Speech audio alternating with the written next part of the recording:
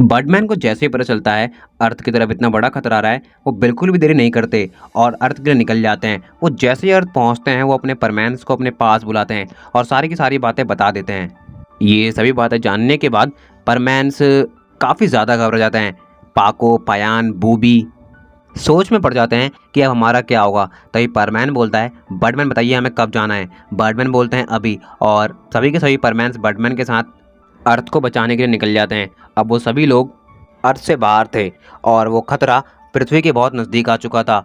तभी सभी परमैन्स एक दूसरे का हाथ पकड़ते हैं और उस एस्ट्रॉयड की तरफ बढ़ जाते हैं। सभी परमैन्स और बर्डमैन उस एस्ट्रॉयड के बहुत ज़्यादा करीब आ चुके थे, लेकिन तभी पाको घबरा जाती है और वो हाथ छोड़ देती है। पाको बोलती नहीं, मुझसे नहीं हो पाएगा, और वो घेरा टूट जाता है जो कि सभी परमैन्स और बर्डमैन ने मिलकर क्रिएट किया था। एस्टेरॉयड पृथ्वी के काफ़ी ज़्यादा करीब आ गया था। बर्डमैन बोलते हैं, पाको तुमने ये क्या किया। पाको बोलती, सॉरी बर्डमैन, मुझसे नहीं हो पाएगा। और अब ये पॉसिबल नहीं था उतना ही फोर्स दोबारा क्रिएट करके उस एस्टेरॉयड से टकराना और उसको तोड़ देना। पर तभी परमैन देखता है कि वो एस्टेरॉयड पृथ्वी के काफ़ी ज़्यादा करीब आ गया है। बर्डमैन बहुत ज़्यादा टेंशन में आ जाते हैं कि अब क्या किया जाए। अब वो एस्टेरॉयड पृथ्वी के काफ़ी ज़्यादा नज़दीक था। तभी बर्डमैन परमैन से कहते हैं, अब हम क्या करें, मेरे तो कुछ भी समझ नहीं आ रहा है, और अगर ये एस्टेरॉयड पृथ्वी से टकरा गया तो न जाने कितने लोगों की जान चली जाएगी। पाको इसकी जिम्मेदार तुम होगी। परमैन को भी कुछ भी समझ में नहीं आ रहा था, पर परमैन ये जानता था कि अगर उसने कुछ नहीं किया तो बहुत बुरा होगा। तभी परमैन के दिमाग में न जाने क्या आता है और वो बर्डमैन की गन उनसे बिना पूछे निकाल लेता है। बर्डमैन बोलते, तुम ये क्या कर रहे हो परमैन। परमैन कुछ भी नहीं कहता और उस एस्टेरॉयड की तरफ बढ़ जाता है। परमैन फुल फोर्स उस एस्टेरॉयड की तरफ बढ़ रहा था। बर्डमैन कहते हैं, परमैन तुम ये क्या कर रहे हो, अगर अकेले जाओगे तो मारे जाओगे। परमैन बर्डमैन की एक भी नहीं सुनता और जाके उस एस्टेरॉयड से टकरा जाता है। जैसे ही परमैन उस एस्टेरॉयड से टकराता है, चारों तरफ धुआं धुआं हो जाता है और इतना तेज़ धुआं उठता है कि कोई भी कुछ भी नहीं देख पाता।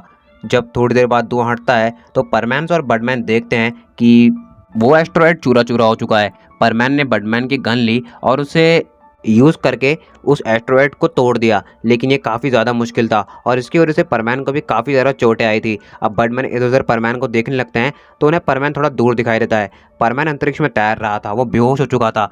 काफ़ी ज़्यादा फोर्स का सामना करने की वजह से परमैन की बॉडी थोड़ी सी जल भी गई थी।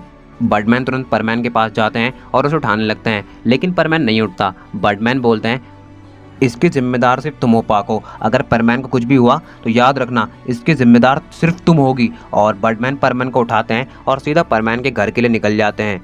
और जैसे ही बर्डमैन पाको से ये कहते हैं, पाको बहुत ज़्यादा टेंशन में आ जाती है। पाको परमैन को पसंद नहीं करती, लेकिन वो ये नहीं चाहती थी कि परमैन के साथ कुछ ऐसा हो। पाको को बहुत बुरा लगता है और वो बिना कुछ बोले वहाँ से चली जाती है। और पयान और बूबी को ही परमैन के लिए काफ़ी ज़्यादा बुरा लगता है। और ये सभी जो चीज़ें हुई थी ये अर्थ पर सैटेलाइट्स के थ्रू देख लिया गया था, यानी कि जो ही परमैन ने यहाँ पर किया अब वो अर्थ पे सब जानते थे, स्पेशली परमैन ने जो किया। ये बात अब तक टीवी पर ब्रॉडकास्ट की जा चुकी थी कि परमैन नंबर 1 ने हम सबको बचा लिया है, और पाको की वो हरकत भी सबने देख ली थी। और इस हरकत के बाद तो सब लोग पाको से बहुत ज़्यादा गुस्सा थे कि उसने ऐसा किया। और परमैन जो कि अब तक सिर्फ रातों रात टोक्यो का हीरो बना था, अब वो दिनों दिन जापान का हीरो बन चुका था। अब जापान का ऐसा कोई सिंगल पर्सन नहीं था जो परमैन के बारे में ना जानता हो। अब सीन शिफ्ट होता है मित्सुओ के घर पे। मित्सुओ और बर्डमैन एक साथ अभी भी वहीं पर होते हैं। बर्डमैन ने मित्सुओ का परमैन से उतार कर उसको लिटा दिया होता है और उसको सही से ट्रीटमेंट भी दे दिया होता है। बर्डमैन बस मित्सुओ के उठने का वेट कर रहे होते हैं। मित्सुओ काफ़ी देर से सोया हुआ होता है, या फिर कहें तो बेहोश होता है। और थोड़ी देर बाद मित्सुओ की आंख खुलती है। जैसे ही मित्सुओ की आंख खुलती है वो बर्डमैन को देख के थोड़ा सा चौंक जाता है। बर्डमैन बोलते हैं, तुम ठीक तो हो ना। मित्सुओ कहता है, हाँ मैं ठीक हूँ, बाकी सब लोग तो ठीक है ना, और अर्थ पर सब कुछ ठीक है ना। बर्डमैन कहते हैं, मित्सुओ तुमने जो किया उसकी वजह से सब। मित्सुओ को लगता है कि उससे कोई बहुत बड़ी गलती हो गई। मित्सुओ बोलता है, सॉरी बर्डमैन, मेरे को कुछ और नहीं सूझा और वही तरीका मुझे लगा जिससे सब लोग बच सकते थे।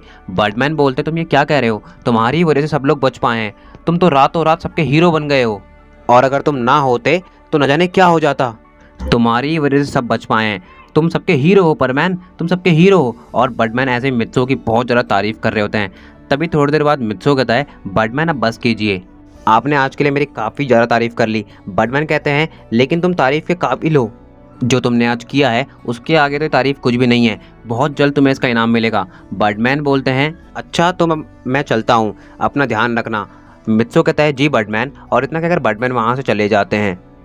कुछ देर बाद मित्सु के रूम में उसका रोबोट बाहर से आता है और आते ही चिल्लाने लगता है, मित्सु तुमने तो कमाल कर दिया, अगर तुम ना होते तो न जाने आज क्या होता, तुम तो छा गए दोस्त। मित्सु कहता है ऐसा मैंने क्या कर दिया। मित्सु का रोबोट टीवी ऑन करता है और बोलता है तुमने ये कर दिया, और पूरी की पूरी रिकॉर्डिंग टीवी पर प्ले हो रही थी, वो भी बार बार हर चैनल पर उसे ही प्ले कर रहा था।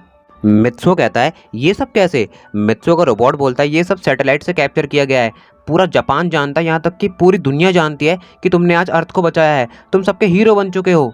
मित्सु बोलता है क्या ये सच है। रोबोट बोलता है हाँ ये सच है, तुम सच में ग्रेट हो, तुमने अपनी जान की एक बार भी परवाह नहीं की और उस एस्ट्रॉयड से टकरा गए, सच में तुम्हारा सेक्रीफाइस बहुत बड़ा था, मैं तो आज तुम्हारा फ़ैन हो गया। मित्सु क्या मुझे ऑटोग्राफ मिलेगा। मित्सु बोलता है आज के लिए इतना काफ़ी है, और वो अपने रोबोट को डीएक्टिवेट कर देता है और कबर्ड में रख देता है। सच में मित्सु को भी लग रहा था कि आज उसने कुछ अच्छा काम किया है और वो भी अपने आप को प्लेजराइज फील कर रहा था। अब नेक्स्ट डे हम देखते हैं मित्सु अपने स्कूल जा रहा होता है, तो वो रास्ते में ऑब्जर्व करता है हर कोई बस परमैन के ही बारे में बातें कर रहा है। जो भी रास्ते में शॉप्स आ रही हैं वहाँ पर कई शॉप्स पर तो परमैन के बैनर लगा दिए गए हैं। कुछ शॉप्स तो ये क्लेम कर रही हैं कि परमैन उनका रिप्रेजेंटेटर है, और जब मित्सु ये सब बातों को देखता है सुनता है तो वो समझ जाता है कि सच में उसने बहुत बड़ा काम किया है। अब मित्सु को थोड़ा थोड़ा ईगो अपने अंदर फील हो रहा होता है, लेकिन वो उसे अपने अंदर तक ही रखता है, बाहर नहीं आने देता, क्योंकि उसने जो किया है ह्यूमैनिटी के लिए किया है। और इन्हीं सभी चीज़ों को एंजॉय करता मित्सु अपने स्कूल पहुंचता है। जैसे ही मित्सु स्कूल पहुंचता है तो वो देखता है कि सभी बच्चे आ चुके हैं और टीचर भी आने ही वाले हैं। मित्सु भी तुरंत क्लास में जाता है और टीचर का वेट करने लगता है। टीचर क्लास में आते हैं और परमैन के बारे में सबसे डिस्कस करने लगते हैं, बताते हैं कि परमैन कितना ब्रेव है, सभी बच्चों को परमैन की तरह बनना है, पाकू की तरह नहीं जो कि एंड टाइम पर भाग जाए। और सभी बच्चे हंसने लगते हैं, लेकिन परमैन को ये बात अच्छी नहीं लगती जब टीचर कहते हैं कि पाको डरपोक थी। पाको डरपोक नहीं है, वो बस घबरा गई थी, और इतनी क्रिटिकल चीज़ पे कोई भी घबरा सकता है, और इसमें पाको की भी शायद कोई गलती नहीं है। हाँ वो पीछे हट गई, ये सही नहीं था, पर बैठे बैठे बातें बनाना और चीज़ को करने में बहुत बड़ी बात है, और इसमें काफ़ी अंतर होता है। तो परमैन को ये बात अच्छी नहीं लगती, तो वो कहता है सर मुझे कुछ कहना है। मित्सु के टीचर बोलते हैं कहो क्या कहना चाहते हो। मित्सु बोलता है सर मैंने भी सैटेलाइट पे जो इमेज और वीडियोस लिए गए थे वो मैंने देखे थे, और मैंने इस बात को देखा कि हाँ मैं मानता हूँ पाको पीछे हट गई, पर वहाँ पर उसकी भी कोई गलती नहीं थी, शायद वो बस घबरा गई थी, और कहना और करने में बहुत ज़्यादा फ़र्क होता है सर। हम सब लोग तो बस यहाँ पर बैठकर उसका मजाक बना सकते हैं, पर वहाँ पर जब वो थी तो कोई उससे पूछ सकता है कि वो कितनी ज़्यादा टेंशन में थी, तो इसमें उसकी कोई गलती नहीं है। और ये बात मित्सु के टीचर को काफ़ी ज़्यादा अच्छी लगती है, और मित्सु की तारीफ़ करते हुए कहते हैं तुम सभी बच्चे बस हंसते जा रहे हो और मेरी गलत बात पर भी हाँ में हाँ मिला रहे हो। सॉरी मित्सु बेटा, मैं थोड़ा ज़्यादा बोल गया, आगे से मैं इस बात का ध्यान रखूँगा। अब स्कूल की छुट्टी हो जाती है और मित्सु अपने घर जा रहा होता है। मित्सु काफ़ी ज़्यादा खुश होता है, और जब वो रास्ते पर ही होता है तो उसे पाको दिखाई देती है। मित्सु पाको को देखता है तो वो एक पार्क में बैठी होती है। मित्सु पाको को देख के बोलता है ये यहाँ पर क्या कर रही है और ये इतनी ज़्यादा सैड क्यों है। मित्सु पहले तो पाको के पास जाने ही वाला था, लेकिन तभी उसे याद आता कि बर्डमैन ने उसे बाकी परमैन से इंटरेक्ट करने पर मना किया है, जब वो परमैन ना हो तो वो पाको के पास नहीं जाता और उसे दूर से ही देखता रहता है। पाको काफ़ी ज़्यादा उदास होती है और वो कुछ बड़बड़ा भी रही होती है। मित्सु समझ नहीं पा रहा था कि ये बोल क्या रही है। वो थोड़ा पास जाकर पाको की बातें सुनने लगता है तो उसको सुनाई देता है कि ये मेरी गलती है, मुझे पीछे नहीं हटना चाहिए था, बर्डमैन सही कह रहे थे, मैं एक डरपोक हूँ। तभी मित्सु को लगता है कि ये भी काफ़ी ज़्यादा इस बात को लेकर सीरियस हो चुकी है, ये इस बात का दोषी अपने आप को मान रही है। पर मित्सु कुछ भी नहीं कहता और वहाँ से चले जाता है। अब मित्सु अपने घर पहुँचता है और जाते ही अपना होमवर्क करने लगता है, और अब फाइनली उसका होमवर्क कंप्लीट हो जाता है और परमैन की ड्यूटी का टाइम भी हो जाता है। वो अपना परमैन शर्ट पहनता है, अपने रोबोट को एक्टिवेट करता है और अपनी ड्यूटी पर निकल जाता है। जब वो ड्यूटी पर जाता है तो वहाँ पर पाको नहीं आती, बस पयान और बूबी होते हैं। मित्सु पयान और बूबी से पूछता है पाको कहाँ है, तो वो बोलते हैं हमें क्या पता, और वो अपनी ड्यूटी के साइड पे निकल जाते हैं। अब परमैन पाको को आसपास थोड़ा ढूंढता भी है, वो उस पार्क में भी जाता है, लेकिन वहाँ पर अब पाको नहीं होती। अब वो सोचने लगता है कि आखिर पाको गई कहाँ। थोड़ी देर और वो पाको को ढूंढता है, लेकिन उसे पाको नहीं मिलती। अब उसे पाको की फिक्र होने लगती है। अब फाइनली वो ड्यूटी करने लग जाता है। पूरा दिन बीत जाता है, लेकिन पाको की तो कोई भनक भी नहीं लगती। अब फाइनली ड्यूटी का टाइम भी ओवर हो जाता है। अब सभी परमैन अपने घर जा रहे होते हैं, तो जाते जाते परमैन पयान और बूबी से बोलता है अगर तुम्हें पाको दिखे तो मुझे फ़ोन कर देना, कॉल कर देना बैच पर। पयान बोलता है अच्छा ठीक है, और पयान और बूबी वहाँ से चले जाते हैं और परमैन भी अपने घर के लिए निकल जाता है। अब सीन शिफ्ट होता है पाको के ऊपर। अब पाको जो रहती है वो एक बहुत ही ऊंचाई पर किनारे पे बैठी होती है। वो वहाँ पर अपने पैर पे पैर रखे बैठी होती है। वो बहुत ज़्यादा उदास होती है और वो बस सनसेट देख रही होती है। पाको बोलती है, ना जाने मैंने कितनी बड़ी गलती कर दी। अगर उसे कुछ हो जाता तो मैं क्या करती। मैं सच में इस ड्यूटी के लायक नहीं हूँ। मैं परमैन बनने के लायक नहीं हूँ। मैं कल बर्डमैन से बोल दूंगी कि बर्डमैन मुझे नहीं बनना परमैन, आप मेरा परमैन सेट वापस ले लीजिए। और इतना कहते हुए पाको अपना सर नीचे कर लेती है। जब थोड़ी देर बाद पाको अपना सर ऊपर करती है तो वो देखती है पास ही में कोई चीज़ उड़ रही है। वो चीज़ कोई और नहीं, परमैन ही होता है। पाको पहले तो परमैन को देख के थोड़ा सा हैरान हो जाती है और सोचने लगती है कि यहाँ पर ये क्या कर रहा है। पाको परमैन के पास जाती है और बोलती, तुम यहाँ पर क्या कर रहे हो। परमैन बोलता है, मैं तो यहाँ पर अक्सर आता रहता हूँ। एक बात बताओ, तुम पूरे दिन कहाँ थी, ड्यूटी पर भी नहीं आई और कहाँ गायब थी तुम आज। पाको बोलती, ये सब छोड़ो, क्या तुम मेरा पीछा कर रहे हो। परमैन बोलता है, मैंने कहा ना मैं यहाँ अक्सर आता हूँ। पाको बोलती, क्यों आते हो यहाँ पर। परमैन बोलता है, जब भी मेरा मूड अच्छा होता है तो मैं यहाँ पर उस मूड को एक्सप्रेस करने के लिए आता हूँ। क्या करूँ, कोई दोस्त नहीं है ना, तो इसी जगह को अपना दोस्त मानता हूँ और अपनी सारी बातें, अपनी सारी की सारी फीलिंग्स, अपने सारे के सारे थॉट्स यहीं पर आके इन्हीं जगहों पर शेयर करता हूँ। तभी परमैन पाको से बोलता है, तुम यहाँ पर क्या कर रही हो और बताओ। पाको बोलती है, मैं भी यहाँ पर आती हूँ पर तुम्हारे अपोजिट काम के लिए। परमैन बोलता है, अपोजिट काम से क्या मतलब। पाको बोलती है, मैं आती हूँ यहाँ पर अपना जब भी मेरा मूड ख़राब होता है उन बातों को रखने के लिए। क्या करूँ, मेरा भी कोई दोस्त नहीं है ना अच्छा, तो जो भी मेरे दिल में होता है बस इस जगह पे आके रख देती हूँ और मेरा दिल एकदम शांत हो जाता है। तभी परमैन बोलता है, अच्छा। और परमैन को पाको के लिए काफ़ी ज़्यादा बुरा लगता है। तभी परमैन पाको के कंधे पे हाथ रखते हुए बोलता है, फिक्र मत करो, तुम्हें भी जल्द कोई अच्छा दोस्त मिलेगा। और वो वहाँ से जाने लगता है। तभी पाको बोलती है, रुको परमैन। परमैन बोलता है, अच्छा अब क्या हुआ। पाको बोलती है, क्या हम दोनों दोस्त बन सकते हैं।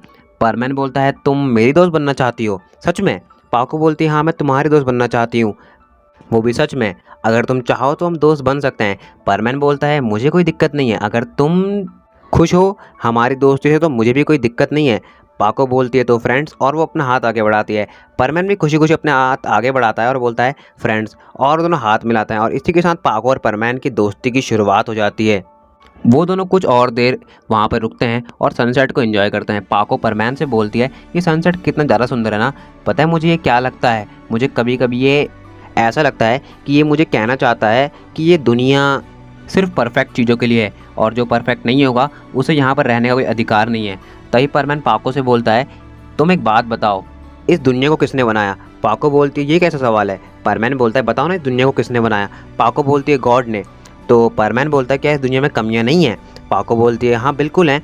परमैन बोलता है, इसका मतलब गॉड में भी कमियां हैं। पाको बोलती है, कैसे। और परमैन पाको को पूरा का पूरा सिनेरियो डिस्क्राइब करता है जो कि उसके साथ बचपन में हुआ था और फिर उसकी मॉम ने कैसे उसे समझाया था।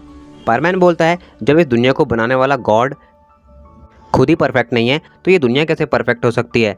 तो ये बिल्कुल मत सोचना कि दुनिया सिर्फ परफेक्ट लोगों के लिए है, ये दुनिया सबके लिए है, चाहे कोई परफेक्ट हो या ना हो। और पाको को परमैन की ये बातें काफ़ी ज़्यादा अच्छी लगती है और अब काफ़ी ज़्यादा देर हो जाती है तो परमैन बोलता है, मुझे घर जाना चाहिए, काफ़ी ज़्यादा देर हो गई है तो मैं चलता हूँ। और वो वहाँ से जाने लगता है। पाको बोलती है, बाय बाय परमैन। और पाको हल्का सा परमैन को देख के ब्लश भी करती है।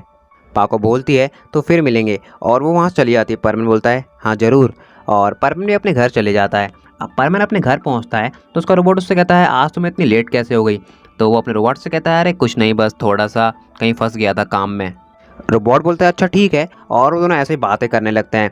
अब काफ़ी ज़्यादा देर तक बातें करने के बाद मित्सु अपने रोबोट को डीएक्टिवेट करता है और खाना खाने के लिए चल जाता है। खाना खाने के बाद काफ़ी ज़्यादा थकान होने की वजह से मित्सु तुरंत अपने रूम में आके सो जाता है। अब आने वाले कुछ दिन तक काफ़ी ज़्यादा अच्छा चलता है। अब लोग पाको को माफ़ कर देते हैं। वैसे उसने कोई गलत काम नहीं किया था, फिर भी पाको अपने आप को सही साबित कर चुकी थी सबके सामने और लोग मानने लगे थे कि पाको डरपोक नहीं है। वो बस उस दिन घबरा गई थी और इस काम में परमैन ने पाको की बहुत ज़्यादा मदद करी और पाको परमैन से बिल्कुल भी नहीं चिढ़ती थी और वो उसे अपनी टीम का लीडर मानती थी। पाको अक्सर बोलती थी, अगर तुम नहीं होते तो शायद मैं ये कभी नहीं कर पाती। और परमैन भी पाको को काफ़ी अच्छे से ट्रीट करता था। पाको ने एक बार परमैन से पूछा भी था, आखिर तुम हो कौन, तुम्हारा नाम क्या है। लेकिन परमैन पाको को कुछ भी नहीं बताता। अब कुछ दिन बाद बर्डमैन अपने सही परमैन्स को बुलाते हैं।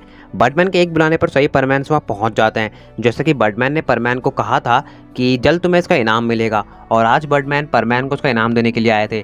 बर्डमैन परमैन को बताते हैं, मैं तुम्हें यहाँ पर तुम्हारा इनाम देने के लिए आया हूँ। परमैन बोलता है, कैसा इनाम बर्डमैन। और बर्डमैन परमैन को उसका इनाम अनाउंस करते हैं और वो इनाम सुनने के बाद परमैन बिल्कुल एकदम पागल हो जाता है खुशी के मारे। परमैन कहने लगता है क्या ये सच है? बर्डमैन बोलते हैं हाँ ये सच है और वो इनाम था। तो गाइस इसी के साथ द ट्रेजेडी ऑफ लव के पार्ट 2 को एंड करते हैं। आई होप आप सभी लोग को ये पसंद आया होगा। पसंद आया होगा ज़रूर से लाइक कर दीजिएगा, चैनल पे नए सब्सक्राइब कर दीजिएगा, कमेंट करके ज़रूर से बताइएगा आप लोग को ये वीडियो कैसा लगा है। नोटिफिकेशन बेल को जरूर से प्रेस कर लीजिएगा ताकि आप लोग को चैनल के आने वाले वीडियोस की नोटिफिकेशन सबसे पहले मिल सके। तो मैं मिलता हूँ आपको किसी और वीडियो में ऐसे की शानदार स्टोरी के साथ। तब तक के लिए बने रहिए चैनल के साथ and my dear hearted sayonara.